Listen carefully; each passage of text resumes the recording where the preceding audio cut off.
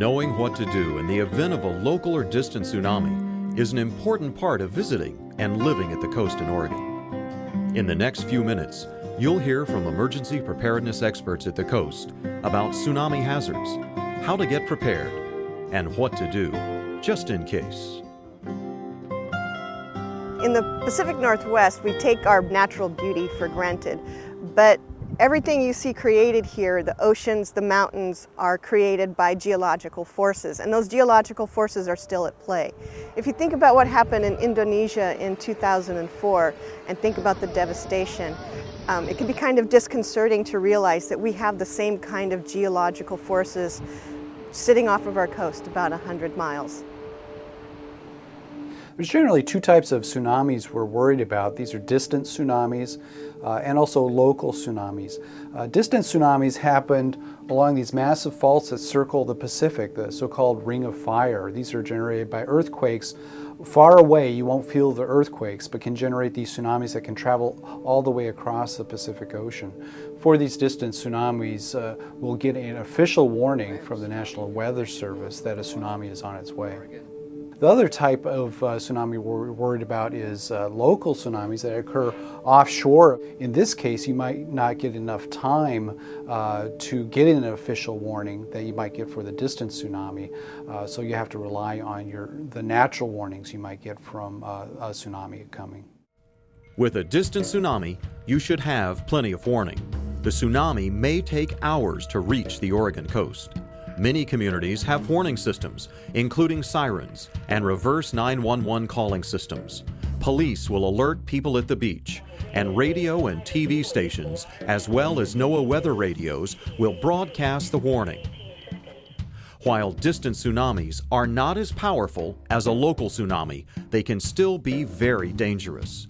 If you are at the beach or in a low-lying area, gather your family, pets, and emergency kits and head to high ground.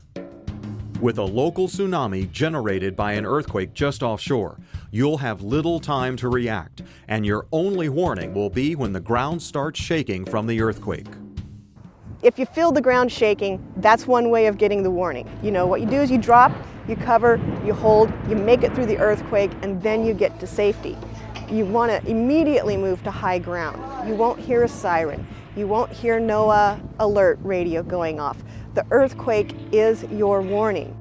One of the messages we want to get across to the people that live here and people visiting this area, that if you are on the beach or anywhere and you feel the ground shaking under your feet, don't wait around to see what's going on. Get to higher ground.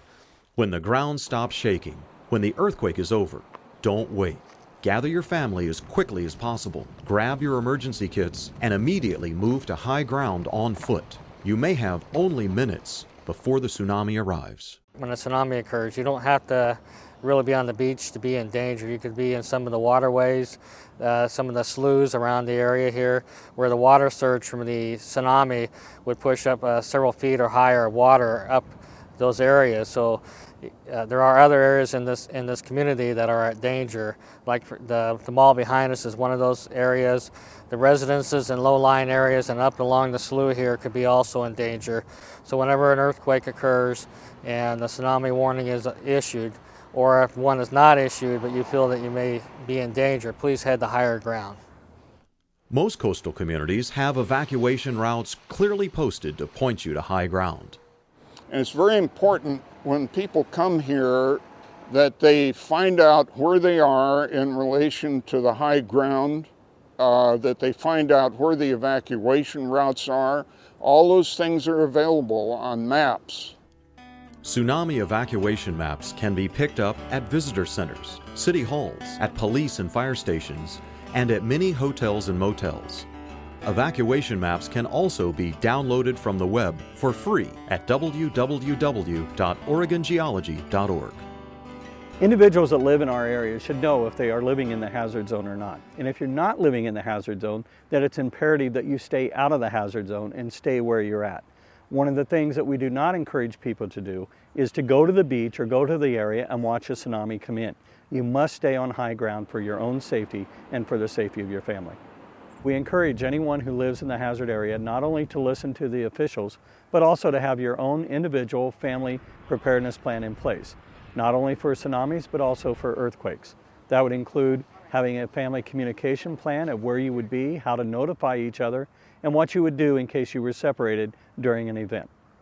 When a trauma or when a stressful situation actually happens, everybody responds differently.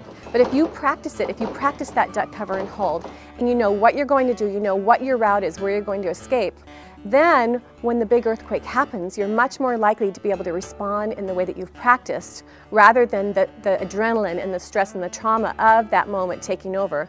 You'll know what to do because you've practiced it over and over and over again. Our little town of about 650 people happens to be in the tsunami inundation zone, and to help educate the people, we did a tsunami evacuation drill a few years ago. Our community is primarily retired people, and we had several of them believe that they wouldn't be able to perform an evacuation. So we talked them into participating, and they discovered that in fact they could evacuate in the time that we believed we would have after an earthquake to get to high ground. Many coastal communities hold tsunami evacuation drills and have citizen volunteer groups trained in emergency response. You can find out more by contacting your local fire or police departments.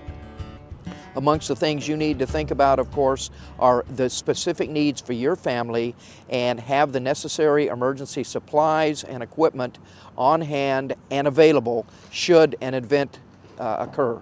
These events are going to occur at a time where you're not going to have much warning. If you don't have pre-planning in place, you're putting yourself at real risk and putting your families in jeopardy.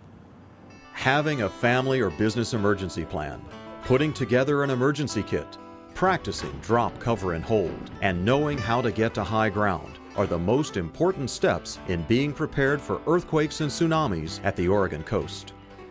You can find more information on tsunami preparedness from the American Red Cross, the Oregon Department of Geology and Mineral Industries, and the National Weather Service. Remember, a dangerous tsunami can occur with little warning. The ground shaking in a long earthquake may be your only warning, but if you know what to do and where to go, you'll be prepared, just in case.